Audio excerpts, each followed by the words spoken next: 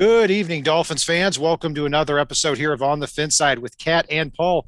Follow us on Facebook, Twitter, all of our social media outlets. We are also the official provider for FinFanatic.com as well as the Fansided Network for the Dolphins here. So here we are, 14 days before the NFL draft, Paul. We are officially 2 weeks before. Hard to believe that it's catching up with us here so quickly.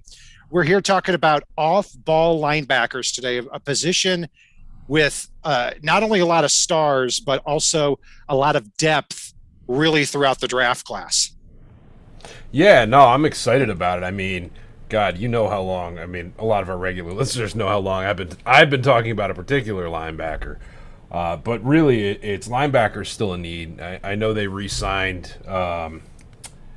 Landon Roberts, but he is a guy that whiffs a little bit more than he hits. His hits just happen to look like a big moment, but most of his misses are a big moment too. And looking here at the linebackers for the Dolphins, you've got Jerome Baker in the final year of his contract. Bernardrick McKinney was traded, had in that trade for Shaq Lawson, but probably just a 1 or a 2 year guy when you think about it. And then the Dolphins get Landon Roberts back. I was a little confused by that because it's a 1 year deal. He's coming off a major injury. Andrew Van Ginkel is going to be that overhang linebacker. So, the Dolphins really have the opportunity here to take the position from lacking a little bit in depth, but they could really take this position from a B to an A if they were to target linebacker earlier in this draft. Yeah, depending on what they do here, I mean, they could legitimately take this to an A plus, given the way that they utilize their linebackers in this scheme. Now, one of the things for the Dolphins with this is, given the scheme that Flores runs down there, you need athletic linebackers that can do a lot of things. You need that one Bernardrick McKinney type, but then you need the Jerome Bakers who can fly all over the field. You need, the Andrew Van Ginkels that can drop into coverage, but really they're going to make their bones rushing the passer. And you need guys with some flexibility to make that positionless defense work. Yeah, you've got Van Ginkel who can, rush the passer, pin his ears back. McKinney, great against the run, and Baker, really the pass defense guy. And, you've also got Landon Roberts for depth. Calvin Munson's a special teamer here. And Sam Eguavoen as well has played a lot of snaps on special teams. But, whether it's first round, third round, fifth round, seventh round, wherever it is, I think Calvin Munson and Sam Eguavoen are going to be challenged here for linebacker spots. I think if both of those guys are on the team next year, then the Dolphins probably did something wrong or didn't build enough depth. But, Paul, taking a look here at something that ESPN's Matt Miller said, very interesting about your guy, Micah Parsons. And I'll read the quote in just a minute. So this was what Matt Miller had to say about a pretty juicy rumor here with the Dolphins. I subscribe to DraftScout.com.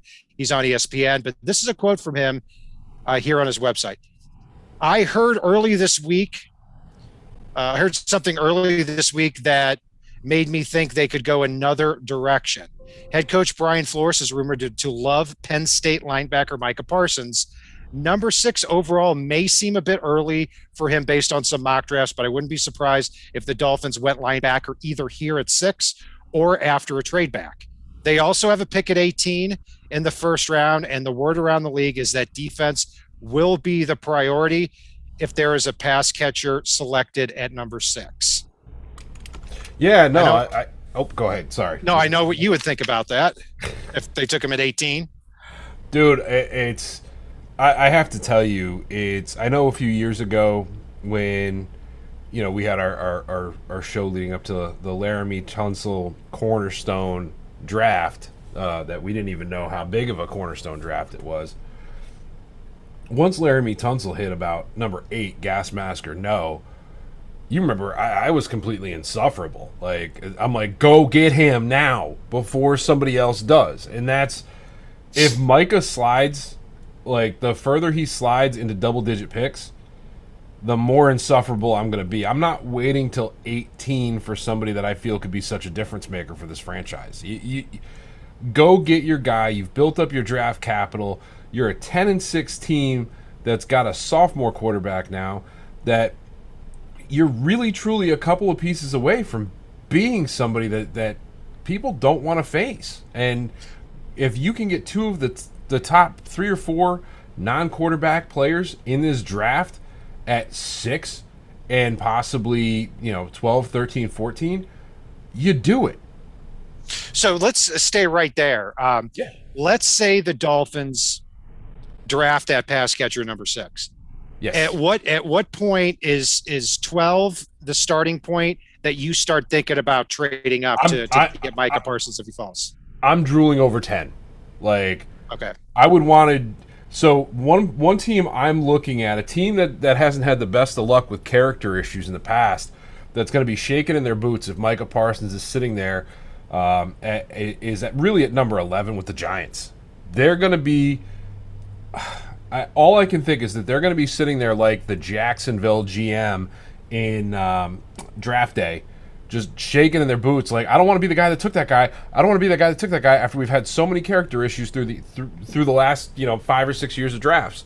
So they would be a prime target to call up and go, hey, you don't want to take Micah Parsons. Let's get you out of there. Like, and I'm down. I am down. Let's draft day this thing, man. What would you? So, all right, Micah Parsons, let's say, is there at 11. The Dolphins are picking at 18. Yep. You've already got Kyle Pitts.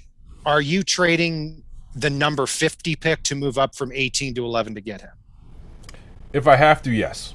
Okay. Yeah, because I think that would be the compensation. And I'm with you on that. I mean, if you're telling me that you can get Kyle Pitts at 6, Micah Parsons in a trade up, and then at number 36, you may have to choose between running back and center in that situation. But you're going to end up with 2 high-level athletic guys on both sides of the ball, and then you're looking at center or running back there at 36.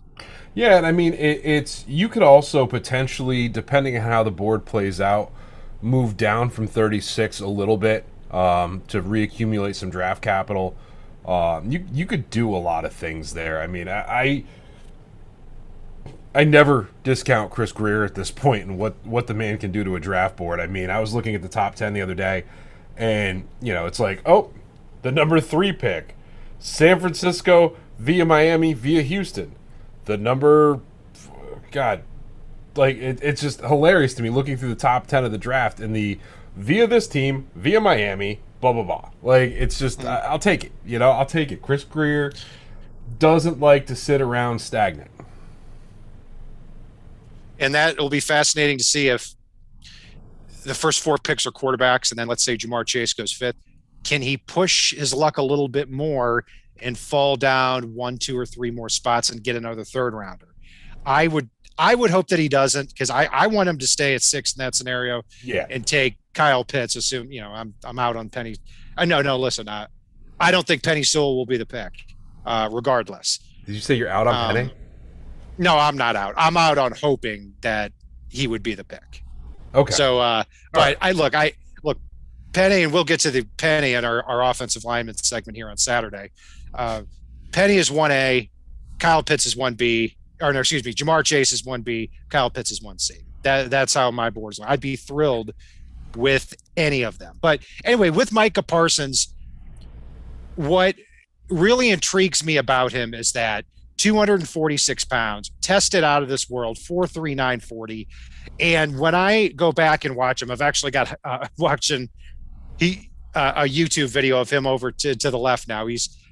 What amazes me about him is the length, the speed, and the tackling that he has at the linebacker spot. 2 comparisons that were made with him by 2 different draft publications, the Draft Network as well as Lance Zierlein from NFL.com, was Miles Jack. I think he is that with more ability to rush off the edge. But in today's NFL, you're 246 pounds, you run a 4.39. You can cover a lot of ground, and Brian Flores loves you. Maybe he does, maybe he doesn't. Maybe it's a smokescreen. That's a high level talent. Yeah, and Micah Parsons is really that guy. You could play at all three levels on that defense. So you could God, Boyer's going to have so much fun with Micah Parsons. And the things that I've been hearing lately. So I know early on we heard about the maturity issues. We know he had some stupidity at 16, 17, 18 years old. But like I've been looking deeper at it, and LeVar Arrington has been talking about how much growth he's seen in this kid and how he would trust Micah Parsons to watch his house and his kids for a week. Like, and that says a lot. I mean, LeVar Arrington's one of those guys I've always respected. And the fact that he's like, look, this kid was an idiot when he was younger. Almost every kid is, whether they get caught or not, in different ways, not condoning what he did, right? No, let me ask you, though. Do you think that's do you believe that, or do you think that's Penn State linebacker covering up for Penn State linebacker or defending him? Do you think he would defend him or say that regardless of what he said or did? I think that it may not be to the level that Arrington is saying, but at some point to say it that publicly, LeVar Arrington is staking his own reputation on it. So there has to be some truth to it. And really, what I've heard as well is there hasn't been much since all the BS early on in his college career. So who knows? But Greer and Flores are doing their due diligence. If Flores is already kind of into this guy, I'm assuming that he's done his due diligence at this point. Yeah, and those are according to rumors that I read here and reports. We're in lying season, so it could be the opposite is true. But it's exciting to hear that talk regardless. And, Micah Parsons, number 11 at Penn State, LeVar Arrington, the second overall pick in the draft in 2000, wore number 11 as well. The differences I see with them, they're about the same size, about the same speed. The difference is LeVar Arrington was a big hitter. He had those bone-jarring hits. I legitimately think Micah Parsons is a good tackler. He had only 11 missed tackles over his college career at Penn State, which is really good in the open field and firing off the edge. So, we're both excited about that possibility. We haven't moved him off the top 5 or 6 players in the draft. A lot of other people have. But, Paul, after you get past Micah Parsons, it's still a very good class. It's a deep class. So how do you, let's say this. In our chat, we've heard for weeks, even when we're not talking about linebackers, the name Zaven Collins, the linebacker from Tulsa, 6'5", 259 pounds. The guy is a thoroughbred. He is an absolute monster. And he also tested out very well, has that alpha personality. You had him on your draft board for the Dolphins. Again, not holding you to it. Things change every week. Mm-hmm. You had him about 12. Do you still have him right at that spot? I'd have to look at my overall draft board, really, but it's pretty close. Are you still high on him, I should say? What's that? Are you still high on him? Oh, God, yeah. Yeah, and Jamin Davis is moving up for me as well. I'm actually higher on those two at the moment than I am Owusu Koromoa. But again, it's I just want linebackers. I want a big, fast, disgusting specimen of a linebacker to come up and separate somebody from the ball. Yeah, I mean, and he is an old school linebacker. He also played weak side linebacker at Tulsa in that 3-3-5. Now, here's the trap I fall into with Zaven Collins when I watch him. I've watched 6 games of his, okay? I find myself going back and forth, but I end up saying Zaven Collins is great for his size. He is great against the pass for his size. He's fast for his size. He can chase down the running back in the perimeter for his size. And then I start thinking to myself, does it really matter that he's 6'5", 257 instead of 6'3", 235? Does that make that big of a difference? It might, because when you see him move, when you're that big, you can get into passing lanes that other people can't. And he ran a 4.66. He plays to that speed, but he's able, with his intelligence, his angles, and his length, be able to get to a spot a lot quicker at the linebacker spot with his length. Yeah, no, it's. I mean, anybody that ever wrestled in their life will tell you how much of a difference that 15 pounds and 2 inches will make. It's huge. It's a lot bigger than you think. I mean, there's a reason why you see before a boxing match, whether you think it's rigged or not, these guys have to make a specific weight. It is very big. It's, we hear every year about this guy or that guy that needs to add 10 pounds and he's suddenly going to be a stud. So the fact that this guy's coming in at 6'5", 259, you can't coach that. You just can't. You certainly can. And what'll be where I could really see Zaven Collins being a fit for the Dolphins is if they determine that he can really set the edge from an off-ball linebacker spot. I don't know if Brian Flores is going to get there, but if he does, then I could see him taking a look at Zaven Collins as really a bigger version of Kyle Van Noy and playing that linebacker position. Now, I would imagine that Zaven Collins would be your top off-ball linebacker behind Micah Parsons. Would that be accurate? He is, but Jamin Davis has gotten awfully close for me. Got it. Okay. We'll get back to Jamin in a second here. Zaven Collins for the Dolphins is my 5th off-ball linebacker. But that's more reflective of the depth of the class and team need. Because my concern, what I keep going back to is, can you really put Zaven Collins and Benardrick McKinney on the field at the same time? And if you do, you're taking off Jerome Baker. Why? I have a hard time seeing them getting all 3 of them on the field. That's why I don't think he'll be the pick for the Dolphins, even though it's a possibility. And another reason, I look at the 3 guys ahead of him that I have: Jamin Davis, Jeremiah Owusu-Koramoah, and one of my favorite players in this draft, Jabril Cox from LSU. Okay. I look at those 3 and say, I legitimately think they can run with tight ends tight ends and running backs, and they can hold their own in the slot. Zaven Collins might be able to do that, but I'm not 100% he can run with slot wide receivers, if that makes sense. It does. The only one that I'm gonna did we get an actual 40 time on Jabril Cox? So Jabril Cox, I'm glad you brought that up. His pro day is going to be actually April 26th. Okay. Because of an injury. So I reserve my right to drop him if he doesn't test out that well athletically, but I think he certainly will. Yeah, because I've seen him basically projected to run in about the same range that Zaven Collins was projected to run in, and Zaven did a little bit better than he was projected, but if Jabril runs a 4.7, 4.78, somewhere in there, I'm dropping him. There's no doubt. I'd be shocked if he came in over 4.6. He turns and runs really well, and he's legitimately fast. I mean, I think he can cover a lot of ground. He's not the most physical guy, and he does not have the length that Zaven Collins has. No doubt about that. Cox transferred from North Dakota State to LSU and really rose to the occasion on an LSU team that didn't play that well. He had 5 passes defensed and 3 interceptions on the year, and it just really looked the part. And I think he is today's linebacker, but he is number 4 for my off-ball linebackers.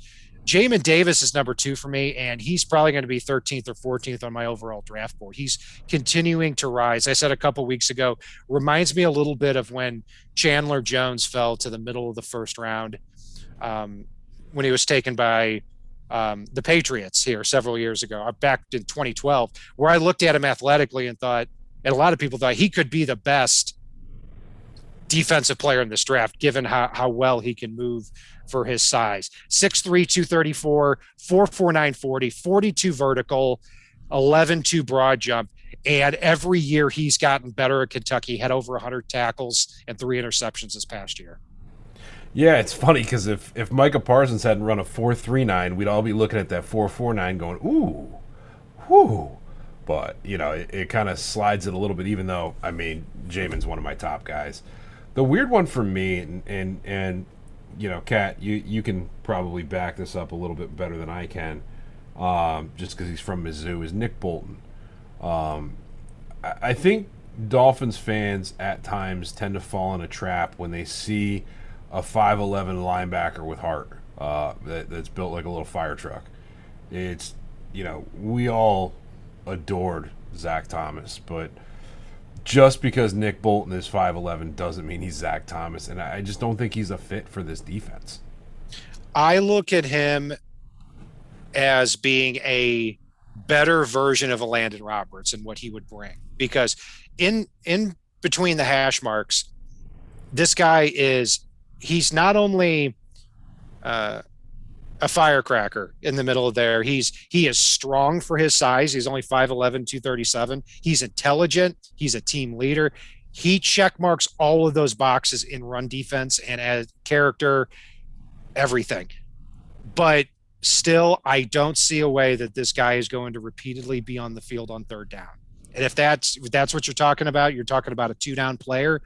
I think he ends up falling to the second or third round in that situation. And because of that, just because I think he's going to be lacking a lot more than these other guys on third down and in obvious pass situations, he's my 8th off-ball linebacker in this draft. And so if the Dolphins didn't draft an off-ball linebacker and we got down to, say, pick 80 in the third round, yeah, at that point I'd probably consider Nick Bolton, but probably not before that. Yeah, no, I don't doubt it. I mean, I'm willing to bet you have a couple of guys above him that I do as well in Chaz Surratt and Baron Browning. I think they'd be very good fits for the Dolphins. And Chaz Surratt's so intriguing because he fits that mold that we've seen from Greer and Flores. If Miami were to miss out on Parsons, I would not be shocked if Chaz Surratt ended up being the guy, because he's that guy that's still an ascending guy that's learning the position a little bit, and really they would have their chance to really coach him up and turn a possible start of the third round value into a first round talent, which I love the fact that we can actually trust our coaching again. It's been a long time. That's exactly right. When we talk about these positions, that they get the benefit of the doubt because of how the defense played last year in every game except the final game against Buffalo. Overall for the year, heading into the Buffalo game in week 17, we're talking about the Dolphins possibly going from the 32nd ranked defense or 32nd in points allowed to first in points allowed for the year. Obviously, they allowed a 56 in Buffalo, and hey, they deserved all the criticism they got for that. But yeah, I mean, clearly Brian Flores and Josh Boyer know what they're doing on defense, and they do get the benefit of the doubt. That's why if the Dolphins drafted a Zaven Collins with his versatility, with his upside, I would think, that's interesting. Not these guys are morons. Yeah, I mean, yeah, I'm with you on that. Yep. So let's go back to the linebacker spot here. So just kind of going down the list, off-ball linebackers, number 1, Micah Parsons, number 2, Jamin Davis, number 3, Jeremiah Owusu-Koramoah, 4, Jabril Cox, number 5, Zaven Collins. And you're right, my 6 and 7 are Baron Browning and Chaz Surratt. I'll get to Browning in a second, but yeah, Surratt is an intriguing guy here because he in 2017 actually was North Carolina's quarterback. He threw 193 passes that year. And then in 2018, here was his stat line as quarterback: 4 for 10 for 10 yards and 3 interceptions. So then they switched him to linebacker. And since then, he's been a really good player. When you watch him, it's clear on film that he used to be a quarterback because he has great instincts for the passing game. He looks the part. He moves well. He covers a lot of ground. He understands when a slot receiver is breaking over the middle and when to go get the ball. So I do see a lot of plug and play ability for him. One concern of mine, though, is he is raw. He brings almost nothing in run defense as far as I'm concerned. And he's going to be 25 at the end of his rookie year with still so much to learn. Yeah. And by the way, folks, make sure you guys like and subscribe. I know we've been forgetting to tell you guys, but make sure you guys do that. Leave us a review out on iTunes as well. It helps us out. And you know, tell your friends, man. We're getting ready for this draft party coming up. I don't know about you, Kat.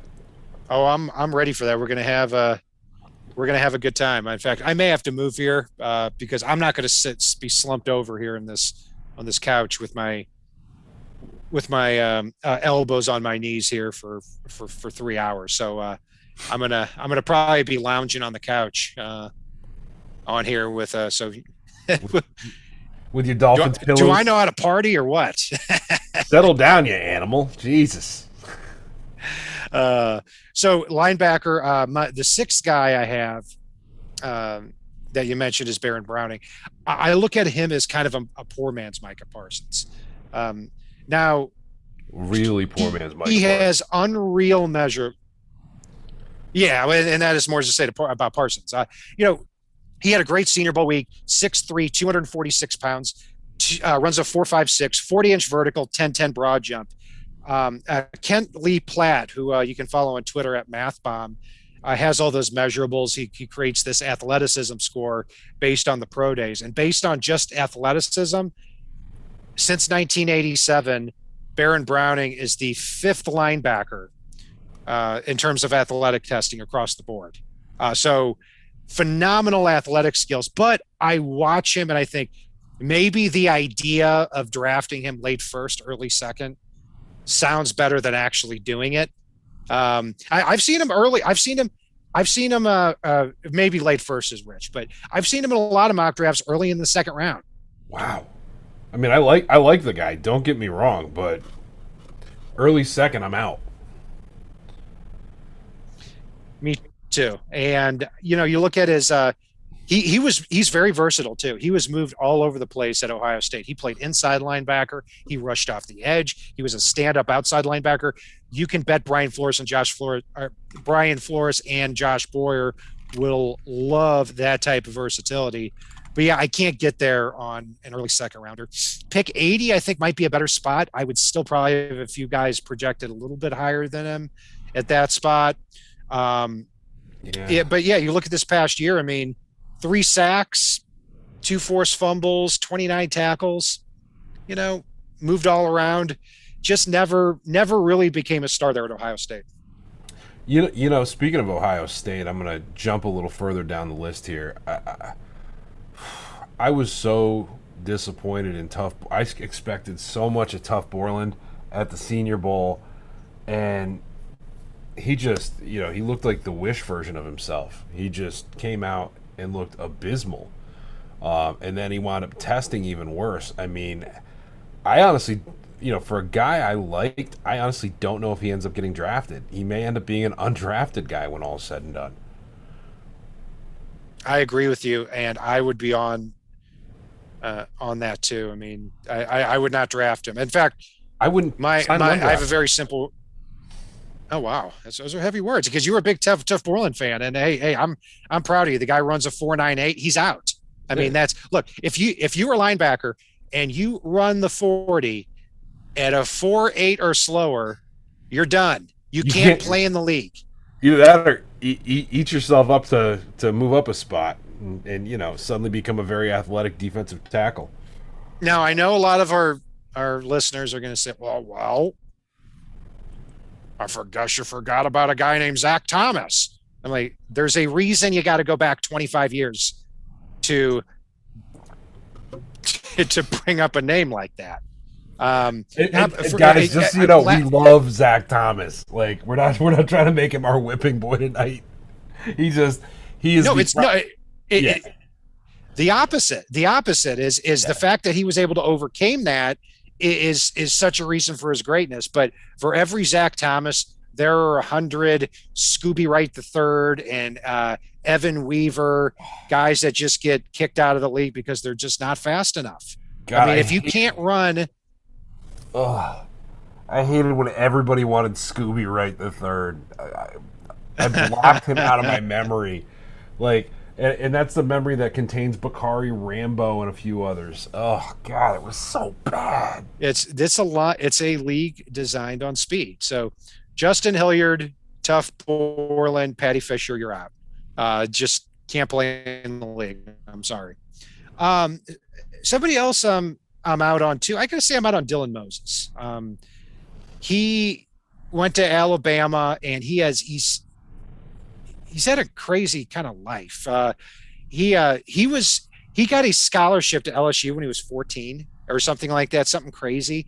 And his dad was like a Todd Marinovich dad, where like you had to, do 300 push-ups and 900 sit-ups before you could come in and eat dinner that night. You're going to be a professional football player.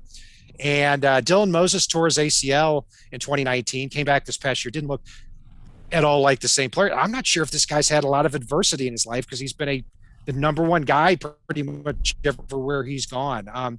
So if he's there in the 5th round, that's in the Dolphins took him, I would be okay with that, but I'm not touching him before that. I'm You're good. good. You're good. Gotcha.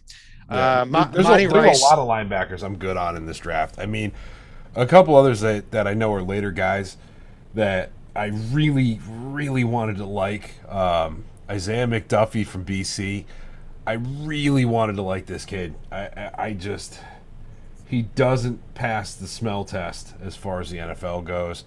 And then Nick Niemann. I watched so much footage of Nick Niemann out of Iowa. The fact, he's projected so low and runs a 4.45, threw up 19 bench reps, you name it. I really wanted to like him as a developmental guy, and I just watch tape of him, and he plays so much slower than the 4.45 speed. He plays like he runs a 4.98 on a good day. Yeah, that's what I saw too. And that's why we talk about measurables. We talk about 40 times on the show, probably more than other ones, but it's a reason to go back and look. And, if somebody runs 4.98, I'm out. I mean, unless I see you unless you sprained an ankle while running it, then I'm not interested. I mean, I better see you can't cover enough ground. And then, but then you look at Nick Niemann, guy runs a 4.45. He's got wide receiver speed. And then you watch him play at Iowa and you say, no, he doesn't. So yeah, good for you on that. A couple of late round guys that are, again, in that fit, I kind of wish the Dolphins had a 4th or 6th round pick, and they probably will. But you look at that 5th round area where they pick 156. KJ Britt and Ernest Jones are two guys that see. KJ Britt's pushing it, ran a 4.75, but he's a really good two-down linebacker. I could see that. He's I could see him being a decent linebacker player at that point. All right, well, he's 6 foot 235. Yeah, he's not quite as big.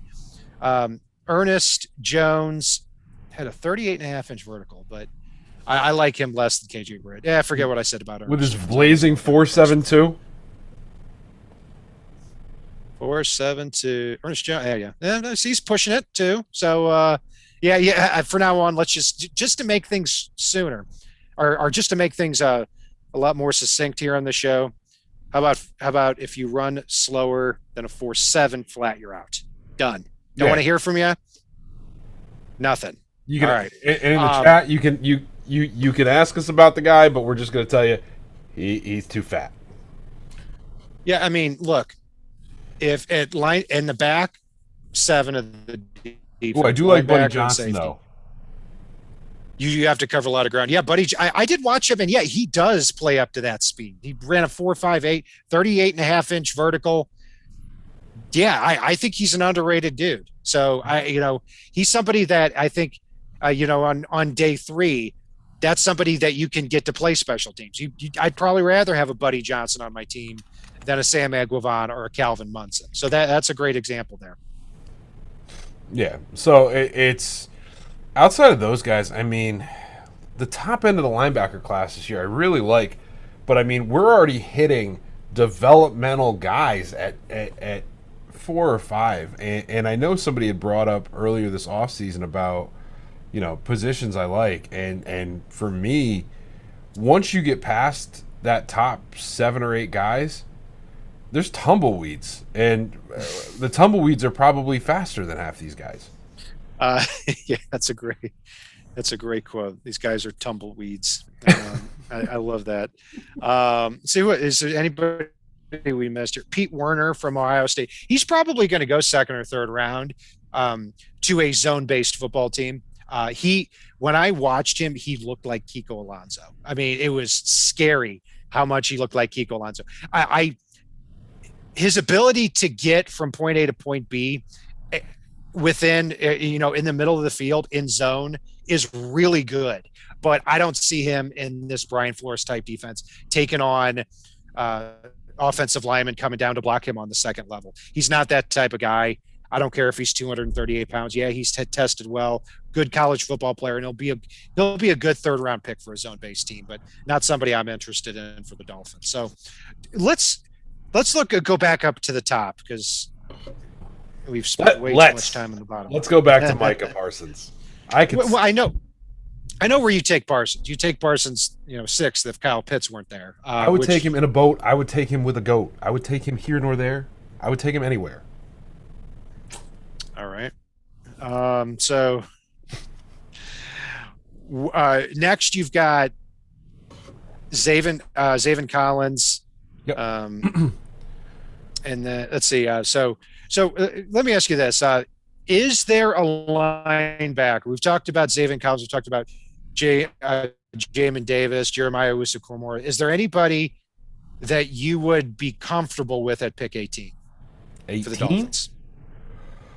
I'd be comfortable with Zaven or Jamin, or if somehow Micah Parsons slides that far, I'd be more than comfortable. I'm going to be insufferable, especially, whether they pick him or not. I'm just going to be disgusting. And by the way, John Gordon, thank you very much, dude. We appreciate it. So I'm not watching the chat, so I'm sure John always has great comments there after the show here. So I'm sure that was no different content than any channel out there. And he awesome. Well, he gave us a super chat on it too. So John, we love you. Hey, we shove giraffe content down your throat like the building's on fire. We try we pretend like our house is going to burn down in 45 minutes, and we need to do a show and get out of here. So we're not going to bore you for an hour and a half. So just wait till I start pulling the prospects in again next year or the year after. We're going to have more content than we know what to do with for this stuff. You guys are going to be sick of us. Yeah. If you click that like button. Might be an everyday show here. So, okay. So at linebacker, Jamin Davis is somebody I don't think the Dolphins would take at 18. I think he has star potential.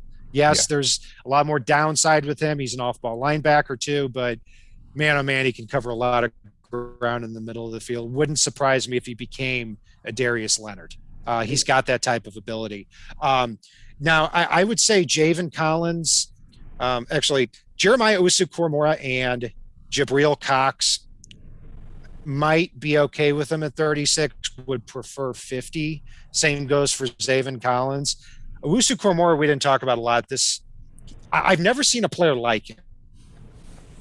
And I don't mean like for greatness or for anything like that, but he's rare. He's an outside linebacker at 6'1", 220 who legitimately covers the slot. And he's somebody that he's so fast and he's so violent. But because of that, he overruns a lot of plays, and he's not a great tackler. I mean, I go a step further. He is one of the worst tackling linebackers I've seen projected as a first-round pick ever. He misses so many tackles.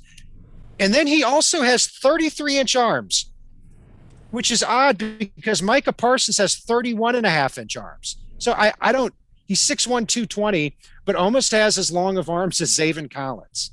I don't know. He is a weird dude. Sorry, I've just got this freaking T-Rex thing in my head for Zaven Collins now. No, T-Rex have short. No, but T-Rex have for Zaven Collins standing next to him. Sorry. Anyway, go ahead.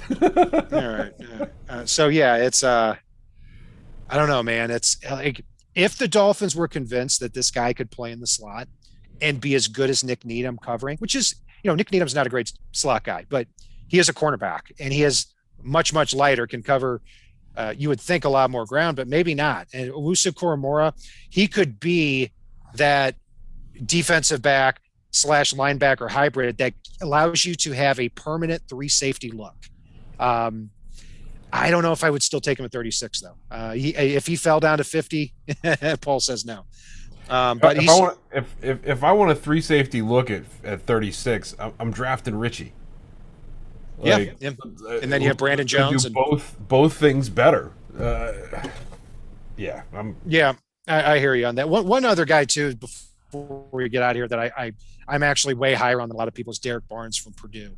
I watched a lot of him over the last couple of days here, and this is an old school throwback linebacker, but he's also got speed. He can cover a lot of ground, and he comes angrily downhill. He played defensive end earlier in his career at Purdue too. Back in 2019, when he played his last full season, 11 tackles for loss and 7.5 sacks. So he's somebody that he's right there with me for me, or he's right there for me with Baron Browning, Chaz Surratt, Nick Bolton, and then I've got Derek Barnes, but I've got all of them very close. I think it would be decent value there. Pick 80, probably not before that then. So, Paul, we've covered a lot here. And in the linebackers, off-ball linebackers. Be sure to join us too for our offensive line segment on Saturday, as well as our edge segment here on Sunday. Paul, anything else jump out from the chat or you want to add here tonight? I'm just taking a quick look because I know Eric had a question in chat that I told him we'd try to get to at the end of the show. I'm just taking a look through now. Oh, yeah. So he's hearing a lot, and this is not related to the linebacker talk, but he's hearing a lot of talk about the Falcons taking Pitts at number 4. I know we've heard it as well. What are your thoughts? Do you think they will? Man, I think they're going to end up trading that pick because they've put it out there that they're interested in it. And by restructuring Matt Ryan's contract, you basically ensure that he's going to be their quarterback until 2023, unless you see a Carson Wentz type of trade next offseason. So I would say that if I had to rank it, they trade down. Somebody comes up and drafts Trey Lance.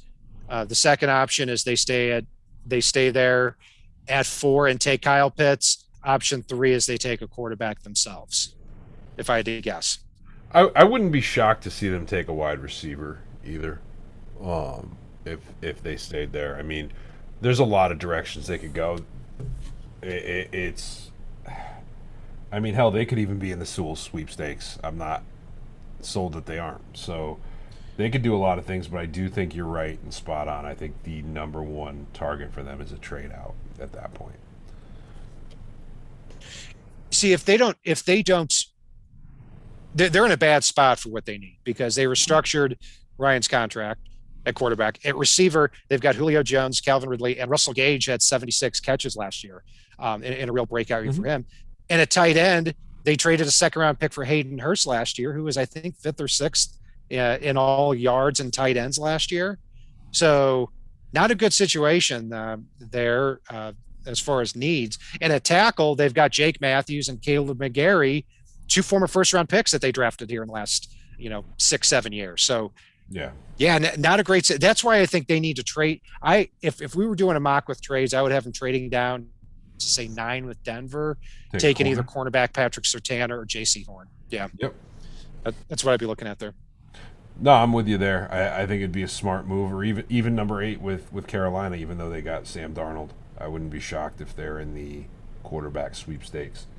I mean, hell, if the other possibility too is a team in the teens coming up to get a quarterback that didn't think they had a chance to. So a lot of things they could do there and really make their team better and still fill their areas of need. So guys, don't forget to hit the like button. Guys, don't forget to subscribe, turn your notifications on, and leave us a review out on iTunes. Kat, anything else you want to dive into here? No, I can't wait in a couple weeks to get into our defensive back segment. Grandizer 12 mentioned Jamar Johnson, who's really one of the late risers. Just a sneak peek. I think I may like him more than Richie Grant. So we'll talk a little bit more about him here in a couple of weeks. Not by much. Don't worry about it. I still like Richie. You're gonna set a fight up already? As safety 4 in this draft, I love Richie Grant. Oh, Jesus Christ! Oh, I don't know if I'd go that far, but yeah, I was gonna say. Anyway, that's gonna do it. Don't you dig on safety? No. You take the last word on that. All right, and you close out the show. We're done, folks. We're done. Paul's taking a knee, running out the clock here. So that's going to do it for our breakdown of the off-ball linebacker class. Be sure to join us on Facebook, Twitter, FinFanatic, the FanSide Network, all of our social media outlets. We really look forward to our draft day party here on day 1 and day 2. Be sure to join us here. And if it's not on the right side and it's not on the left side, it is on the fin side.